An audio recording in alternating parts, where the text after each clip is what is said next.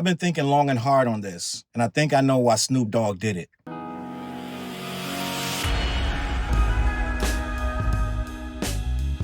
What up, words? Your boy Charles Brown back again, talking facts. Hit the like button, hit the subscribe, hit the notification bell. Keep sending those Cashaps to CLBMG, gang. I used to think Snoop was a hero. We used to love some Snoop, gang. My sister had the Doggy Style album back in the day when she used to listen to stuff like that. She also listens to more Christian and gospel music these days. But back in the day, my sister had that album. I had that album. I was heavily into hip-hop, rap, right? I was well-versed in who was up and coming. And I remember when I first saw Snoop step on the screen, it was it the him and Dre, the deep cover? Was that the first video we saw Snoop? Actually saw Snoop? I actually thought Snoop was a very unseasoned rapper. At the time, we was perfecting our craft. We was really hard on like lyrical display and just being animated with what we were doing. We were in a different level. And I kind of felt Snoop needed work. Let's just be honest. He was with Dr. Dre, but he came out. But that's what made him so likable, because he was so flat. He was raw. He was unpolished. He was just this skinny dude. You could tell he was right out the hood, dead out of the ghetto, gang. Like, this dude was right off the block, and you can tell he wasn't programmed yet. He hadn't been marketed. He hadn't been pushed into a PR rapper yet. He just wasn't made yet. They didn't formulate him yet. And that deep cover verse, Snoop changed the game. I'm just gonna be honest. I always felt that he could have been better, and he did get better. I'm gonna be honest, and this is just me personally. I always thought Snoop was scarily looking away from the camera. And I was like, why is he doing this? Dude on the biggest stage in the world. But it was just that honesty of him looking nervous and anxious and looking away from the camera, looking away from the people while he's rapping. He's spitting these fire bars, and he's like being like kind of like almost bashful about it, right?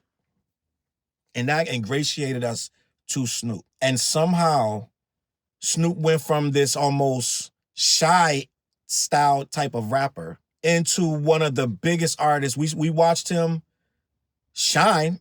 Let's just be honest. He came on that Chronic. Snoop put the paprika in the Chronic, gang. You take away Snoop from the Chronic, I don't know what you got. I'm just gonna be honest. You take away Snoop from that first Death Row, that first Dr. Dre Chronic album, I don't know. That thing might not have the flavor you think. That's why we love Snoop. We loved him for whatever reason. We thought Snoop was a breath of fresh air. Snoop was us, gang. He was on that block. I mean, come on, think of the albums on the Chronic, Little Ghetto Boy, all these different tracks with Snoop on there and Dre Day and all this stuff, right? If you wasn't bumping that in 92, you probably was a Square or a Herb or something. Like, I don't know who wasn't bumping Chronic in 1992. And then the pressure was on. Snoop was going to drop his first album, and he did not disappoint. This dude dropped one of the greatest. Listen, if you was bumping the Chronic, and the Chronic was just starting to get a little bit old, I mean, it took a little while before Snoop joint dropped. But Chronic was bumping for a long time, gang. We was bumping Chronic for a while. And when this Doggy Style dropped, listen, it was like, gang, we got the Chronic Part 2. It was harder. It was better. It was more cohesive. It had better, I'm not gonna say better skits, but it was just, the Doggy Style was an extension of what Dr. Dre had already put down, gang. It was almost multiplied, because this is the story of our life. It's good, bad, or indifferent. We were those people on that record. We were the people that were looting in the riots, right? We're complicated people, gang. We got a lot of stuff going on. Everything is not one thing. We're a bunch of things. We're somebody in the riot looting, and we're another person trying to protect their business because people are trying to break in there. So we're all facets of this stuff. And some of us, yes, we're even the cops trying to stop it. So we were in every aspect of this thing. And that music was the music of the people. We were fed up. We had the OJ trial. We had constant police harassment, right? I got put on my knees several times when I wasn't doing any criminal activity. When I was a teenager, just walking through the hood, I've got put on my knees, searched, dogs sniffing me. I had a lot of stuff. Even when I wasn't so innocent, I still had a lot of stuff going on. Just gonna be honest. Some of these things you're driven to because of your circumstances, your economical circumstances. And Snoop was an embodiment of that. So it's no surprise to me that Snoop became a product of the environment, which included a lot of 80s imagery of wealth. Remember that show, Lifestyles of the Rich and Famous? We used to watch that every week. Somebody was on there with a glass of champagne. Somebody was on there with some beautiful, magnificent jewelry, some amazing homes. They were feeding this to us. We had never seen stuff like this. Some of us didn't know what a mansion even was. Right? Then, why they found out that they had a book called The Rob Report, and why we found out they had a book called Forbes magazine, you started looking in these magazines to see what else rich people were doing, because we didn't know, right? Remember Caviar Dreams, all this stuff. We started to watch movies where these super rich guys were living these super rich lives. Almost all of the 80s movies, not all of them, but a lot of them, Ferraris, Bentleys, Jaguars, all kind of cars, brand name merchandise, lavish vacations, arm candy models. We started to see it and we wanted it. Remember Scarface? Yeah. Remember King of New York? You know I like money, right? Remember New Jack City? Yeah. These movies shaped us to want to be Nino Brown. We wanted money, right? It started to become a thing where the guy talking about just rapping on beats and just being a dope MC, he started to be corny. And as a matter of fact, before that guy was corny to the whole world, he was corny on the streets, because the real money was the hustlers. The drug dealers were the real money. Buying out the bar, buying out the nightclub. These guys are getting so crazy with it. You heard the stories of Big Meech and in the Tigers. They rented Tigers. It became dramatic. It became outrageous. And the rappers, if they didn't transform into this type of imagery, they became corny. I'm just going to be honest. And before our eyes, we saw simple, slow, and steady Snoop turn into Suit. He got the Derby. He's with Tupac. They're fully tailor-made outfits, Versace shirts. It's a different guy. We got a different animal. Now Snoop is Big Snoop Dogg. He's personifying success. He's personifying riches. And as that starts to grow, hip-hop grows into this thing where if you're a rapper, you're rich. If you're a rapper, you got gold chains, you got money, you got girls, you are a success. And we also saw Snoop when he failed, when Death Row failed and Suge Knight lost it all, but he was still in a tussle with paying people, and he still owned Snoop's contract. We saw Snoop on the cover of The Source begging for a record deal. I don't know if y'all remember that. Snoop was completely broke. Snoop was absolutely assed out in rap and was on the cover of the Source magazine. I remember like it's yesterday, because I was like, what the hell's going on? Snoop was inside the book basically saying, I'm all set with Suge Knight. Can somebody help me? And somebody did help him. Master P came along and helped a downtrodden, poor, very, very worried Snoop. If you read the article, Snoop was really worried about his future. I say all that to say, Master P signed Snoop. Master P probably was the only dude that could have walked into a meeting with Suge Knight on equal footing and be like, let's talk business. You're not going to play games. You're not going to punk me. This is going to just be a simple conversation. Had someone else tried to get that deal from Suge, it probably wouldn't have been a whole thing. But Master P sat down, brokered a deal for Snoop. Snoop moved over to No Limit Records, if I'm not mistaken. He put out about 2-3 albums. He said Master P changed his life. And Snoop began to change everything about how he presented himself to the world and how he looked at the business of hip-hop, right? I say all that to say Snoop changed. Snoop was never going to go back to that guy that was begging for a record deal on the cover of a magazine. Once he got on, he never got back off. And that was for a time that was good. I applauded Snoop. I was rooting for Snoop. And that literally, I'm going to be honest, I think that might be over 25 years ago. And Snoop has never let off the throttle since. Snoop has chased the bag for 20 plus years. I do not recall Snoop ever being broke again, begging for anything. I've seen him hustle his way from No Limit. Then he started rocking with Pharrell, and he just kept himself relevant. We even got a reggae Snoop. We got, what was it? I don't remember what his reggae name was, but Snoop had his hands in everything. Snoop realized, I need to put my hand in everything. I need to be everywhere.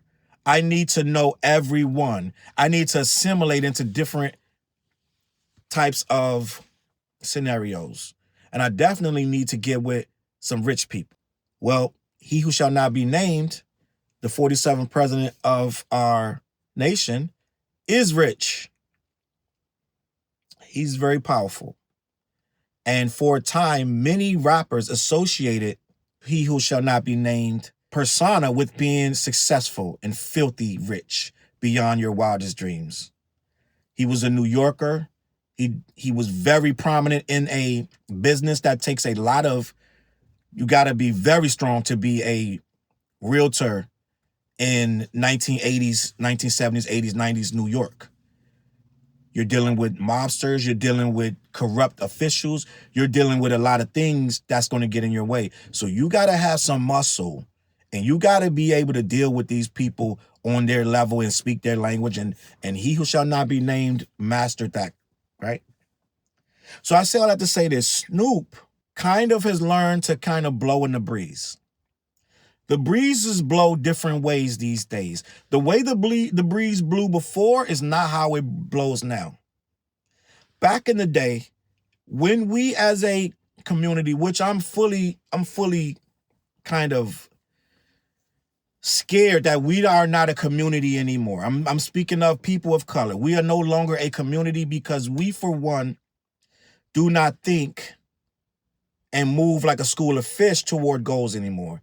We can be divided, we can be split, we can be splintered, and we do not have the same goals from one person to the next. They're all over the place. You don't know what this guy believes, what that guy believes, and the third. But that is by design. And when I say Snoop blows in the wind, I mean he really, wherever the wind blows, Snoop doesn't care why it's blowing that way, he's going to blow that way. And that's been good for Snoop for all these years. Now, when Snoop was blowing in the wind a few years ago, around 2016, 2017, the consensus was steady. People of color were not jacking with he who shall not be named, who is the 47th president of our country.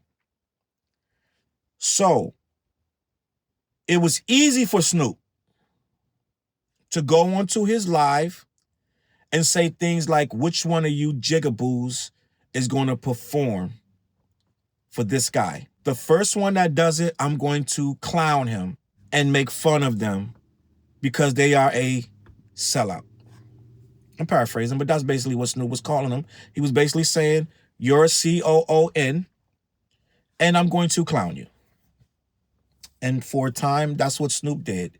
He was extremely anti-Trump and went so far as to have an image of him pulling out a pistol and using it on the president. But it was, I think it was a flag came out or some goofy, but it was the imagery of him pointing a pistol at the president, which got a lot of people upset. And a lot of people to this day are still upset. I went the long way around. Because this is a deep discussion. I want to talk about Snoop not understanding that when the wind blew back, it was perceived to be blowing back. When he thought it was okay to support this man, that was a manufactured wind. What happened on social media, when the other side, when the people that are not on our best interests figured out what we did with social media When Obama and his administration first came into office, it was a landslide. The way they came into office, the way they used social media. Yeah, I think these old stuff sure Republicans didn't know what hit them. This guy had a young team, all different. It was a very diverse team, and they knew how to work that social media. You heard of Obama because of social media. His message was strong because they knew how to manipulate social media, and they knew that young people were going to drive that vote. These stuffed shirt white guys did not know what hit them. What year was this? Was it 08, something like that? I don't remember what year it was because I'm not storing this shit in my information. But end of the day, when Obama came to office, the first 4 years and the second, they had mastered this social media thing. But it don't take long for a couple guys to figure out what happened. They kind of had the young vote. They had the black vote.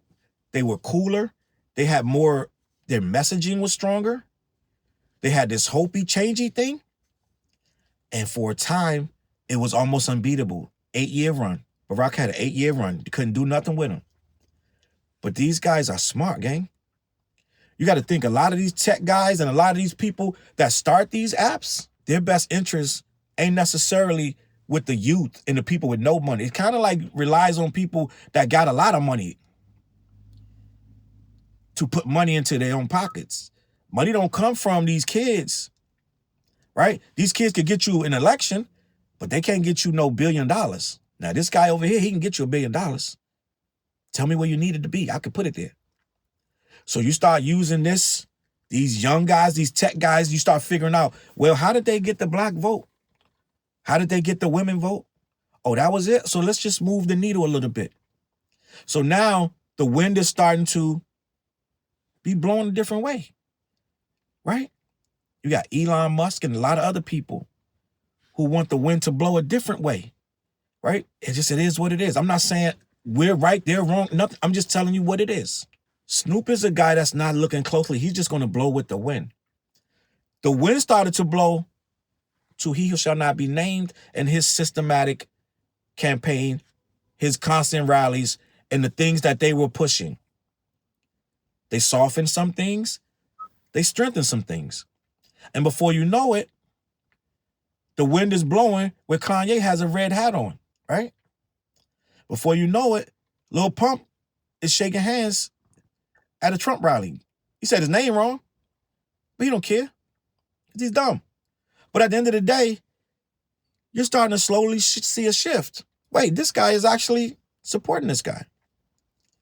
Well, wait, is he really so bad? As we get to this point where it starts to, people have short memories. As we get to this point where it starts to become, okay, I don't remember why we don't really like this guy. He makes a lot of money, right? COVID hits, some of the worst handling of anything ever. They don't remember that. Guess what they remember? The check that came in the mail. They don't know that the check was by the other side, right? Because the messaging now is being controlled differently when it comes out to you, right?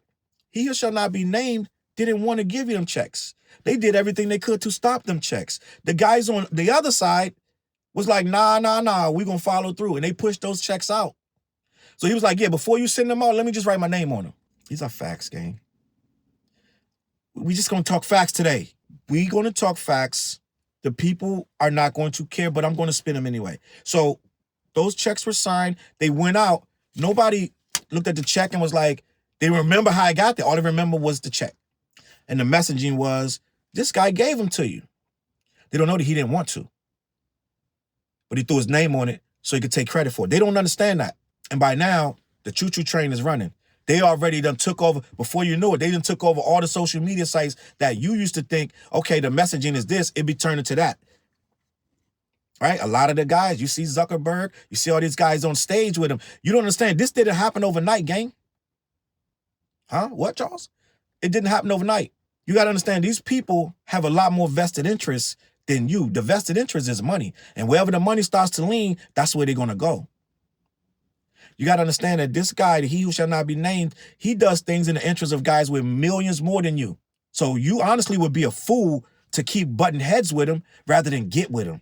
You saw Zuckerberg instantly, completely, all of a sudden, he's changing. Now he don't want fact checking. He's gonna eliminate fact checking. Everything he can do to get on that side. Now he's on the stage, right? You gotta understand what you're dealing with. And yes, I'm talking for a minute, but this is where I'm leading, I'm going somewhere. So Snoop blows with the wind. Snoop realized he looking around like, yo, it's a lot of people. There's a lot of people starting to say this is okay. So the wind not blowing no more where they're jigaboos and sellouts. We getting a lot of movement on this other side because these rich rappers are starting to realize, yo, my taxes, this guy going to help me keep more money in my pocket. I might want to change my views. A lot of these rappers started getting in real trouble. And only one man could get them out. For a fee. Kodak Black, Lil Wayne. Yeah. Got pardoned. You think Lil Wayne wasn't sweating that? He had an upcoming, it was a problem. Wayne was facing serious jail time, gang. He didn't want to go back. I can promise you that. Remember you saw Wayne, he had the cardigan, the little sweat on, hugging up on Trump I think he had the hat on and everything. It was like, yes, this is my man. Because he pardoned him for a small donation, right? Some people say $1 million, some people say $2 million. Some people say that the pardons were going for $2 million plus. That's a small price to pay to save you from 6-7 years in prison. That food's bad, gang. That's a very small price to pay. So Kodak Black paid the money. Lil Wayne paid the money. But guess why he really did it? He looked like a hero. You got to understand, this black vote was tough, gang. We wasn't budging. But slowly but surely, the black vote don't always pay attention. And sometimes black voters don't listen to constituents and correspondents and journalists and different political pundits. No. The black vote has now shifted to TikTok and Twitter and what is being memed. And the memes started to get flooded in. It's called misinformation. And as the misinformation starts to flood in, the wind starts to blow. Now, is he really racist? You sure? Explain why. Now it ain't so sure. Is he really with the white supremacists? Explain why. Now you're not so sure. Because the memes are telling you another story. They're well placed though, gang. It's well placed misinformation. So now you're looking at it like, you're trying to remember why. They done told you so many things, and you know you really weren't paying attention. You weren't paying attention when he said drink bleach in the middle of COVID. You weren't paying attention. Didn't really matter to you. You had other things going on. You was wearing your mask. You were trying to just figure out if you wanted to get the shot or not. So the wind is blowing. Now the wind is, I don't think it's that serious. I heard that so many times when I was just livid about this Kanye thing with the White Lives Matter shirts, and just Kanye was gone. And I was one of these people up in arms. I was all set with Kanye, and I'm gonna be honest. I used to do videos, and some of my fewest watch videos, people did not give a shit. They could care less about my anger about Kanye West. They was like, Kanye's the GOAT. Fuck you talking about? Lil Wayne's the GOAT. What you mean? Kodak is the GOAT. What you talking about? They could care less, gang. I'm just gonna be honest. So I kind of slowly but surely, I deleted some of them Kanye videos. It was like, people didn't care.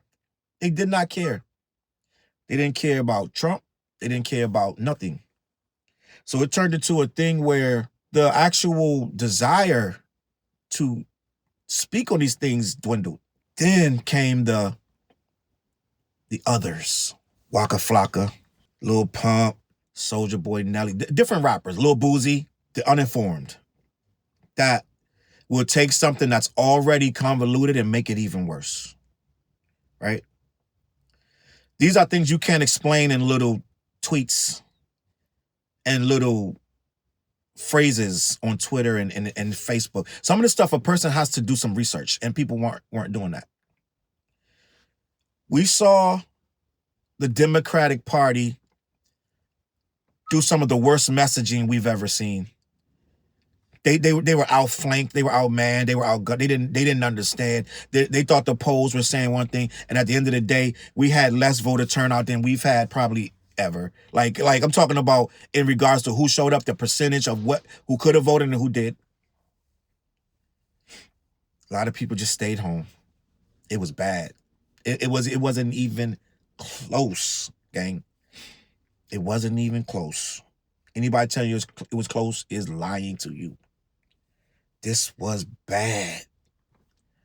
This dude beat this chick like she stole something. And it was bad.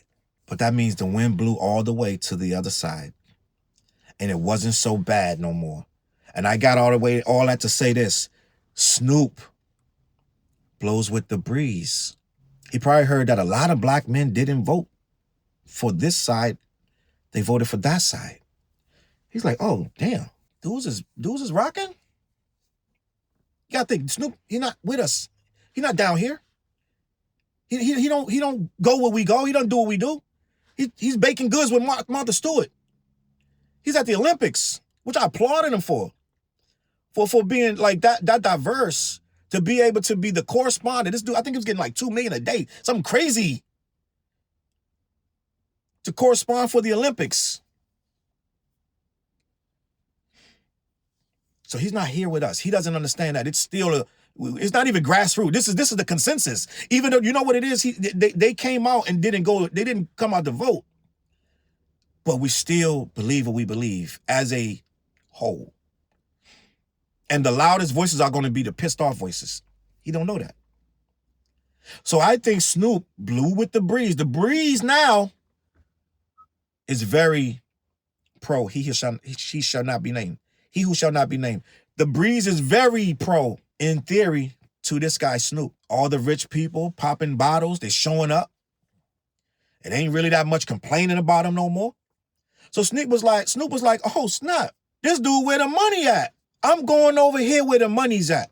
There is no morality. There is no laurels. There is just the money.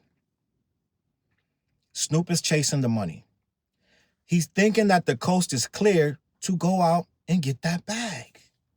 So when he gets the call from the crypto ball, now it's time. Snoop was already starting to lean toward the other side for quite a few months now, if you're paying attention. I wasn't. I was told this after the fact that Snoop was starting. I went backwards and I'm like, oh yeah, he was showing signs of this. So all of that, which one of you jigaboos gonna, all of that, paperweight. It had nothing behind it. He don't know why he was saying that. He has no reason, because the wind was blowing that way. Everybody on social media was going that way that was people of color. And he was pretending to rock with our cause. If somebody was going to talk to Snoop and ask him why he did this, first of all, he wouldn't even answer you, because I think Snoop really doesn't care. But what I have come to terms with, Snoop doesn't understand why we were upset with Donald Trump, or he who shall not be named, in the first place. So let me help him out. Can I take a minute of your time to just help Snoop out?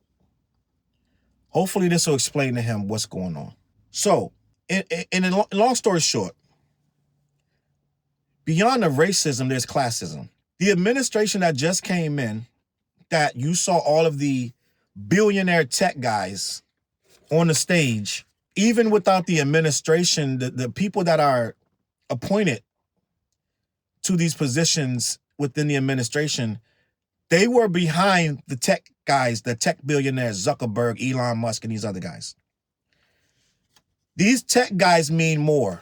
The billionaire donors or supporters or whatever you want to call them, because they are important to the cogs in the wheel, which is money. The caste system is based on the theory that there are levels to this. The people at the bottom are there to serve the people at the top. There's a hierarchy to this. Now, what the other side, meaning our side to a degree, and I'm not a liberal, you know what I'm saying? I'm not none of that stuff. You can save that. You know what I'm saying? Like, I'm not a libtard or none of this stuff. I'm just who I am, right? And I happen to follow some of the Democratic the way they see things, okay? I don't agree with everything that they say and do, but that's how I vote, right? And a lot of the ways that we vote is more of a community thing to pull people up. We want free health care. We want to help the homeless. We want to have programs for kids to eat. We want to do stuff like DEI, which is diversity, right? We want to have laws in place for justice and equality because they all have been proven in court. Every single policy we've made had to be proven that it's a need for them. So these are problems to help other people. Now, in a class system, you don't have to worry about the people at the bottom. When you're at the top of it, you don't need to worry about the people at the bottom. As a matter of fact, if the people at the bottom get too much, then you can't maintain the class system. The class system has to be maintained at any cost because without the levels, then you won't have your money, you won't have your status, and you won't be who you feel like you need to be on your yacht in Saint-Tropez when there are other yachts all in the water in Saint-Tropez with you of different colors and nationalities with you. It's not so exclusive anymore, right? And those things come with power and privilege. And the power and privilege comes from you being able to exclude people. Snoop doesn't think about these things anymore because he's not being excluded. Snoop is at a high level in the caste system. Even though he is still black by nature, he is at a very high level in the caste system. So he's blowing with the wind to stay in good favors with the caste system. He has Target commercials, Best Buy, Hulu. He's all over the place. And he has to maintain that. He's on The Voice and this and that and the third. And to stay in these people good graces, he has to do what he thinks they want him to do.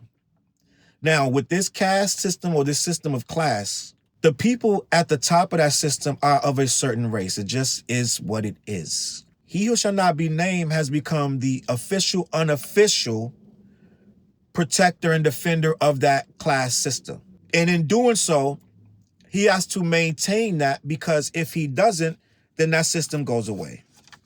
And a lot of these people, yes, many of them they share a racial worldview. But some of them are less supremacist and more separatist, meaning they don't always hate you, but they don't want to be around you. A lot of these people share the theory that you're coming to replace the status quo. And a lot of policies that used to be frowned upon are becoming mainstream that will ensure that the class system stays exactly like it is, or if not, get worse. They villainize words like DEI and diversity and equality and woke. Just gonna be honest. Woke used to mean something different. Now woke is the dirtiest thing they could almost call you because they've made everything that we used to pride ourselves on, they've made it all the problem. Everything that we used to pride ourselves and we used to do these things in the name of, they vilified it and made it as if you're the enemy. Now it's you versus them. Now it's everything that you thought was good and right and kind and sweet. It now is the thing that they have to destroy. Snoop doesn't understand that the policies that were signed on day one and that they're going to be continue to be signed is for the maintaining of the status quo. They have a theory called the Great Replacement Theory. And I'm not going to get too deep in this because it gets a little crazy. But the Great Replacement Theory, in essence, is people of the race of the majority rule race right now in this country, the majority of people, the people in power, fear that all of these immigrants, migrants, and the people of color in this country already are growing too fast. We're getting too powerful, too big. So at the core of all of this stuff, where you see online where they're telling you you need to be everything need to be equal, and to when you bring up the past racist activities in this country, or you bring up the one-sided hiring process where they can hire who they want and it's usually not your color, all of that, when you bring that up, that you are now the racist. They've turned racism on the people who were oppressed and being used as pawns in this racist game that they got going on.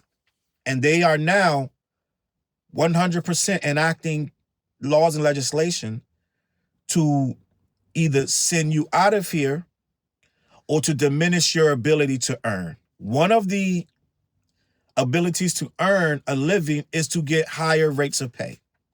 You can't get higher rates of pay if they're not hiring you. If I'm not getting hired, which has been proven to be a fact before they put in DEI and affirmative action, they just were not hiring you because they did not want to. Because if they hire you, then your family comes up and you start passing down generational wealth. Plus, they just don't want you there. They were being forced to consider these people who are equally as talented, if not more, DEI hires, to force them to be able to work in this establishment, whatever it is, law firm, whatever, right? They can pull that back now. As people of color start to get better educated, get better jobs, get better credit, they become more powerful. They become more of a force within of themselves. Smart people are harder to defeat. When people get smarter and they start obtaining things, they assimilate into this culture. They start going on vacations. They start spending a lot of money. They become valuable. As you build your financial status up, and you start to be in the places that they are, now you're on their level, and now you're in the way. I'm just going to be honest. I'm not talking about everybody. I'm talking about some of them. But the ones that's the sum of them are the ones that's in power. And they're starting to spread that message of fear. The bottom line of all of this is fear that they're going to be overrun. They're going to become the minority. And that's why a lot of these things are being stopped. If you don't understand some of this stuff is being disguised as another thing, then you aren't looking deep enough. Snoop is not looking deep enough. Rick Ross is not looking deep enough. Nelly is not looking deep enough. On the surface level, all they see is Donald Trump makes money. And Donald Trump is going to give me money. And that's all they care about. They're not looking at the policies, right? Such as ending citizenship for people who are born here. He's trying to sign that away. Now, they're already challenging that. That's day one. He's trying to get rid of the birthright citizenship. Who you think is going to suffer from that? If they can actually do that. Who they going to start the gaze? See, what's happening is Snoop don't think it can happen. A lot of these people that's supporting this stuff don't think this stuff can happen to them. They're defunding schools now, gang. The thing we need most right now is schools to educate these people of color. We need better schooling. We need better education. We need more jobs. They're trying to defund the schools that teach you about the stuff you need to know. If you don't understand history, basic history of how we got a classist system and a racist system, then you won't be able to thrive. Because then they can do things and leave you out, and you won't know why. You won't know that they're all in that building, and you can't come in there because they don't want you. And all of a sudden, you can't get that good job that used to be there. See, these rappers are selfish. They're making money. So the black kid that's going to college right now, that's getting all these school loans, that's going to be in all this debt, when he's going to go look for a real job, a really good job, and they're not even looking at his application because his name is Kareem, that's when it's going to kick in. It's going to get real. Snoop, Rick Ross don't give a shit about Kareem. Nelly don't give a shit about Kareem.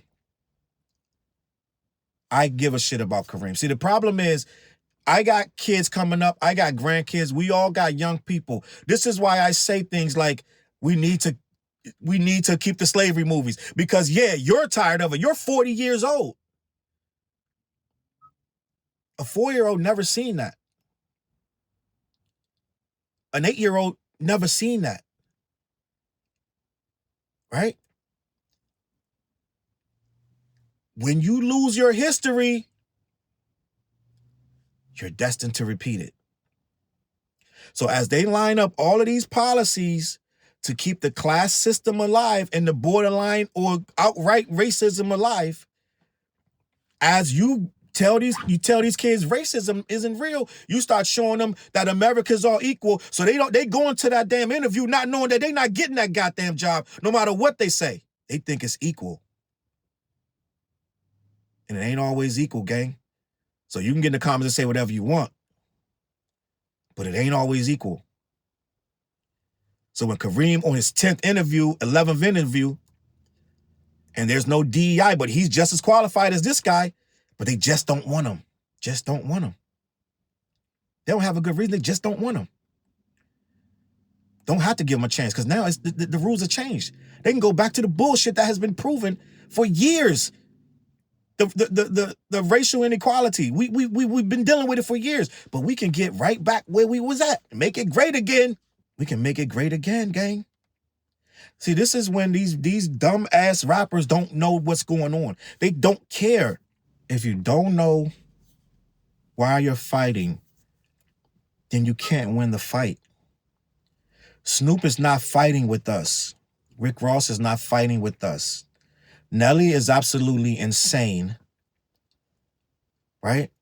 Nelly only respects money too, and I'm really disappointed that he's trying to spin it like he's doing this for the office of the presidency. No, Nelly, you're doing this for cold, hard money.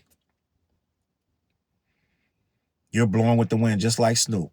Simple fact of the matter is these guys don't know their head from a hole in the wall and don't care. As long as the check's cleared, they're good. They look absolutely ridiculous up there to me. Like I said before, Rick Ross is looking back at the DJ because the crowd could care less. Soulja Boy's up there looking like a whole buffoon. Just gonna be honest. He's in a room of people. It's like performing at the goddamn country awards. Doing rap. It don't fit in. It don't make sense. And I get it. These guys do these corporate events. They do them all the time. They know what it is. They do a corporate event for a room full of stuffed shirts, or like these guys got on khakis and moccasins or whatever they're rocking, and Dockers. So it's the same. I get it. They do this all the time. They get $500,000 to go do a corporate event, shake some hands, kiss some babies. That's it. But this ain't the simple corporate event. You're being molded and shown to help blow those wings to the other African Americans and the other white kids who think you're cool. So now it ain't so bad over there. Now they got Snoop Dogg. Now they got Rick Ross. And believe it or not, a lot of them on the other side didn't like you either. They real pissed.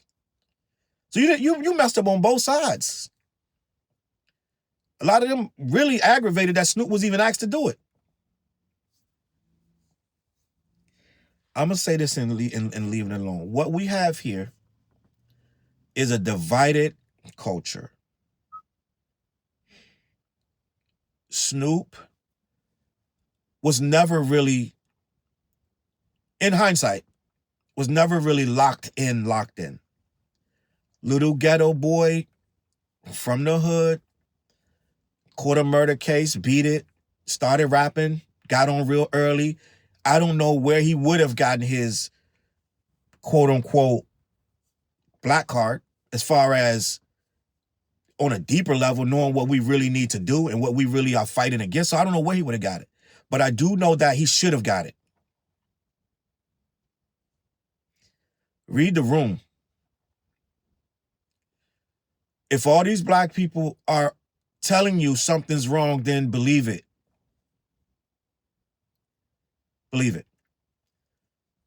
And it ain't just black people pissed at him. Right? It's a lot of races are just distraught that he did this. Snoop has put himself in a very awkward position. I don't know what he's going to do. He probably lay low for a little bit and then come out smiling and smoking and try to hope this thing blows over.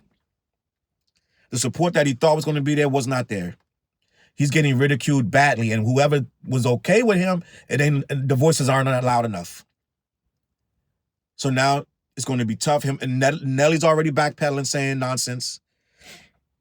Soulja Boy could care less, but he really does care. He just acting like he don't. And Rick Ross is copping a plea, talking about Trump wasn't even there. It's getting bad. But the one thing I can say is a lot of people did respond to the last video, and a lot of people were receptive to the message. And I think we just got to keep this message going. I'm getting back to the hip hop. I'm hip hop at the core. I'm not one thing. I am a multifaceted human being. I talk about a lot of different things. I might get on here and talk about Star Wars. You know what I'm saying? Like, I'm just that guy. I'm not going around. I'm not trying to be the Black Power champion. I'm not trying to be, you know what I'm saying? Like, you're not getting that. I'm just a guy that's out here trying to be responsible. And I think that we need to get these voices louder so that people can know, yes, we do still care. We do understand what's going on. And we do know that besides going around yelling, Trump is a racist, it's deeper. It's deeper. It's a lot of forces at play that aren't just, you could just wrap them up in a bubble and say, yeah, it's just racist. No, it's a lot more to this story. They're trying to keep a lot of people down, not based just on your color. Your position in the society is important to them. Because once you are a bleeding heart liberal or whatever they want to call it, and you start getting positions of power, guess what you're going to do? You're going to change the structure. You're going to start giving out free health care. You're going to start doing all kinds of things that they don't want to see. They can't make money off health care if it's free, gang. Everything is money. Just going to be honest with you. I just heard yesterday that your president blocked some solar wind off of right out here in Rhode Island. He blocked they were creating a whole alternative solar wind thing, and he stopped it. But you know what that's for? That's for the energy companies that he's probably in bed with that don't want solar energy. They want you to keep paying for electricity. You don't understand what you're dealing with. This is much bigger. These things they take more thought, gang, than just, I got a bag of money. Oh, I got a bag. This is what happens when you just focus on the money and focus on your own pocket. But that's what's cool now, to just be your own inner greedy self. We all want money, but I don't want to have you be without money so I can be with it. I don't want to do that. I'm never going to do that. So no, I will never be tap dancing for any of these people ever. And you know how they say this guy's a clone, that guy's a clone, the third guy's a clone. If you ever see me up there, it's a clone. I'm going to tell you that right now. I will never be up there in any kind of fashion endorsing or supporting any of this nonsense and buffoonery. And on that note, man, CLBMG. I'm going to catch y'all on our flip side. I hope y'all enjoyed the video. Hit the like button, share it. I hope some of this stuff resonates to some people and it means something. And if not, I'll catch y'all on that flip side. Peace. CLB.